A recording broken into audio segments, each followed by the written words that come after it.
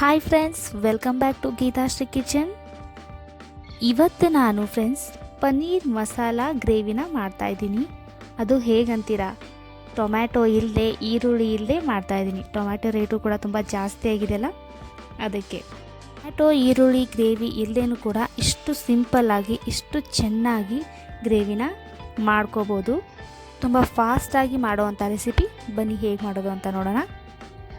ಇವಾಗ ನಾನು ಒಂದು ಪ್ಲೇಟ್ ತೊಗೊಂಡಿದ್ದೀನಿ. ಅದಕ್ಕೆ ಒಂದು 2 ಸ್ಪೂನಷ್ಟು ಆಯಿಲ್ ಹಾಕ್ಕೊಂಡಿದ್ದೀನಿ.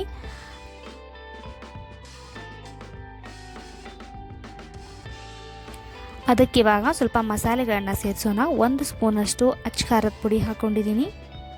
1 ಸ್ಪೂನಷ್ಟು ಧನಿಯಾ ಪೌಡರ್ ಹಾಕ್ಕೊಂಡಿದ್ದೀನಿ. ಹಾಗೆ ಒಂದು ಅರ್ಧ ಸ್ಪೂನಷ್ಟು ಗರಂ ಮಸಾಲ ಹಾಕ್ಕೊಂಡಿದ್ದೀನಿ. ಇದಕ್ಕೆ ನಾವು ಒಂದು ಸ್ವಲ್ಪ ಕಸೂರಿ ಮೇಥಿನ ಕ್ರಷ್ ಮಾಡಿ ಹಾಕ್ಕೊಂಡಿದ್ದೀನಿ, ಸ್ವಲ್ಪ ಟೇಸ್ಟ್ ಚೆನ್ನಾಗಿ ಬರಲಿ ಅಂತ.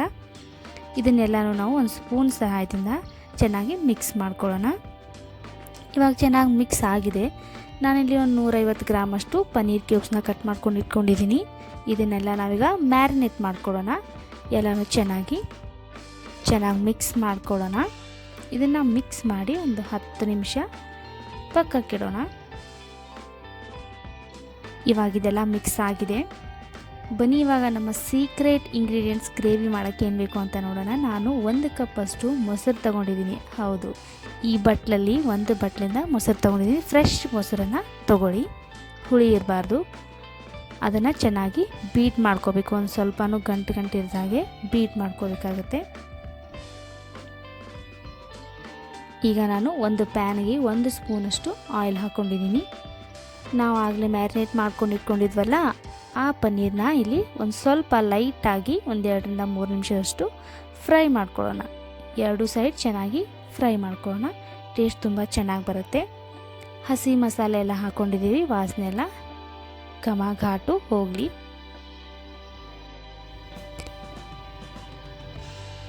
ಇವಾಗ ಪನ್ನೀರ್ ಫ್ರೈ ಆಗಿದೆ.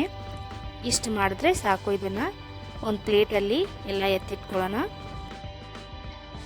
ಹಾಗೆ ನಾನು ಈ ಗ್ರೇವಿ ಮಾಡೋದಕ್ಕೆ ಒಂದು 10 ರಿಂದ 11 ಗೋಡಂಬಿನ ಮೊದಲೇ ಕುದಿಸಿಟ್ಕೊಂಡಿದ್ದೆ.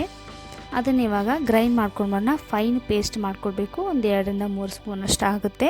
ಅದನ್ನು ನಾವು ಮೊಸರನ್ನು ಬೀಟ್ ಮಾಡಿ ಇಟ್ಕೊಂಡಿದ್ವಿ, ಅದರಲ್ಲಿ ಹಾಕಿ ಚೆನ್ನಾಗಿ ಮಿಕ್ಸ್ ಮಾಡ್ಕೋಬೇಕು. ನಾವು ಕಾಜು ಪೇಸ್ಟ್ ಹಾಕೋದ್ರಿಂದ ಮೊಸರನ್ನು ನಾವು ಬಾಣಲಿಗೆ ಹಾಕಿದ್ಮೇಲೆ ಅದು ಒಡೆದು ಹೋಗೋದಿಲ್ಲ. ಅದು ಅಲ್ಲದೆ ಗ್ರೇವಿ ಗಟ್ಟಿಯಾಗಿ ಕೂಡ ಬರುತ್ತೆ.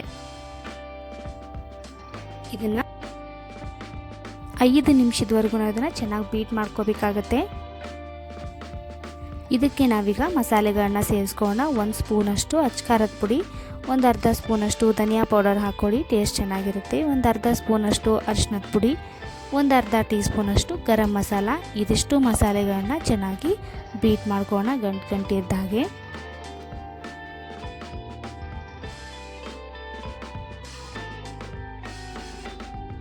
ಇದನ್ನು ಚೆನ್ನಾಗಿ ಮಿಕ್ಸ್ ಮಾಡ್ಕೊಂಡಾದಮೇಲೆ ನಾನು ಒಂದು ಪ್ಯಾನ್ಗೆ ಒಂದು 2 ಟೇಬಲ್ ಸ್ಪೂನಷ್ಟು ಆಯಿಲ್ ಹಾಕೋತಾ ಇದ್ದೀನಿ. ಅದಕ್ಕೆ 1 ಸ್ಪೂನ್ ಆಗುವಷ್ಟು ಜೀರಿಗೆನ ಹಾಕೋತಾ ಇದ್ದೀನಿ.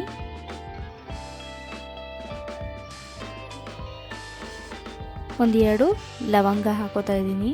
ಹಾಗೆ 2 ಏಲಕ್ಕಿ ಹಾಕೋತಾ ಇದ್ದೀನಿ. 1 ಸ್ಪೂನಷ್ಟು ಗ್ರೇಟ್ ಮಾಡಿರೋ ಹಸಿ ಶುಂಠಿನ ಹಾಕೋತಾ ಇದ್ದೀನಿ.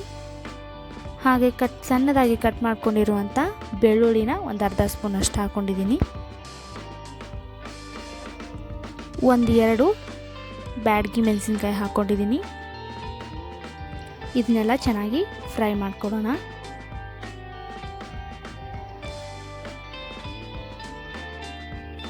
ಒಂದು ಪಿಂಚಷ್ಟು ಅರಿಶಿನದ ಪುಡಿ, ಹಾಗೆ 1 ಪಿಂಚಷ್ಟು ಅಚ್ಚ ಪುಡಿನ ಹಾಕೋತಾ ಇದ್ದೀನಿ. ಯಾಕಂದರೆ ಸ್ವಲ್ಪ ಕಲರ್ ಬರಲಿ ಅಂತ. ನಾವು ಆಗಲೇ ಎಲ್ಲ ಮಸಾಲೆಗಳನ್ನು ಮೊಸರಿಗೆ ಸೇರಿಸ್ಕೊಂಡಿದ್ದೀವಿ.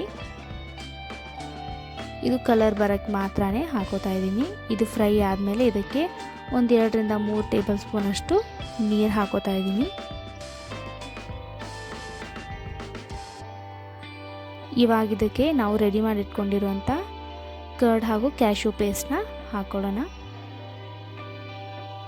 ಇದನ್ನು ಹಾಕಿದ್ಮೇಲೆ ಒಂದು ಸ್ವಲ್ಪನೂ ಕೈ ಬಿಡ್ದಾಗೆ ಸ್ಪೂನಿಂದ ಕೈ ಆಡಿಸ್ತಾನೆ ಇರಬೇಕು. ಇಲ್ಲ ಅಂದರೆ ಕ್ಯಾಶ್ಯೂ ಪೇಸ್ಟ್ ಹಾಕಿದ್ದೀವಲ್ಲ, ಸ್ವಲ್ಪ ಹೊತ್ಕೊಳ್ಳೋ ಚಾನ್ಸಸ್ ಇರುತ್ತೆ.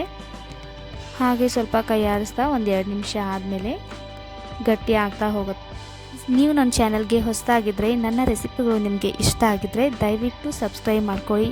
ಹಾಗೆ ನನ್ನ ವಿಡಿಯೋಗಳನ್ನು ಲೈಕ್ ಮಾಡಿ, ಶೇರ್ ಮಾಡಿ, ಹಾಗೆ ಕಮೆಂಟ್ ಕೂಡ ಮಾಡಿ. ಇವಾಗ ನೋಡಿ ಗ್ರೇವಿ ಗಟ್ಟಿ ಆಗ್ತಾ ಹೋಗ್ತಾ ಇದೆ.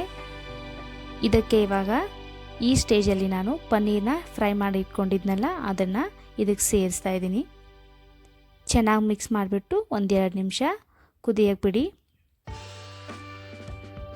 ಇವಾಗ ನಾನು ಸ್ವಲ್ಪ ಕೊತ್ತಂಬರಿ ಸೊಪ್ಪನ್ನ ಹಾಕ್ತಾಯಿದ್ದೀನಿ. ಕೊತ್ತಂಬರಿ ಸೊಪ್ಪು ಹಾಕಿ ಸ್ವಲ್ಪ ಮಿಕ್ಸ್ ಮಾಡಿಬಿಡಬೇಕು. ಇವಾಗ ಗ್ಯಾಸ್ ನಾನು ಈ ಸ್ಟೇಜಲ್ಲಿ ಆಫ್ ಮಾಡ್ಕೊಂಡಿದ್ದೀನಿ. ನೋಡಿ ಎಷ್ಟು ಚೆನ್ನಾಗಿ ಟೊಮೆಟೊ ಇಲ್ಲದೆ, ಈರುಳ್ಳಿ ಇಲ್ಲದೆ ಈ ಗ್ರೇವಿ ರೆಡಿಯಾಗಿದೆ. ಕನ್ಸಿಸ್ಟೆನ್ಸಿ ನೋಡಬೇಕು ನೀವೇ ಎಷ್ಟು ಚೆನ್ನಾಗಿದೆ ಅಂತ. ಇವಾಗಿದು ಸರ್ವ್ ಮಾಡೋಕ್ಕೆ ರೆಡಿಯಾಗಿದೆ. ನಾನೊಂದು ಬೌಲ್ಗೆ ಸರ್ವ್ ಮಾಡ್ತಾಯಿದ್ದೀನಿ. ತುಂಬ ಚೆನ್ನಾಗಿರುತ್ತೆ, ಮಕ್ಕಳಿಗೆಲ್ಲ ತುಂಬ ಇಷ್ಟ ಆಗುತ್ತೆ. ಮನೆಗೆ ಫ್ರೆಂಡ್ಸ್ ಎಲ್ಲ ಬಂದರೆ ಏನು ಮಾಡೋದಪ್ಪ ಅಂತ ಅಂದ್ಕೊಳ್ತೀರಾ, ಇದನ್ನು ಟ್ರೈ ಮಾಡಿ ನೋಡಿ, ತುಂಬ ಚೆನ್ನಾಗಿರುತ್ತೆ. ನೋಡಿ ಈ ರೆಸಿಪಿನ, ಈ ಗ್ರೇವಿನ ಯಾರಾದರೂ ನೋಡಿಬಿಟ್ಟು ಇದು ಟೊಮ್ಯಾಟೊ ಆನಿಯನ್ ಇಲ್ಲೇ ಮಾಡಿರೋದು ಅಂತ ಯಾರಾದರೂ ಹೇಳ್ತಾರಾ?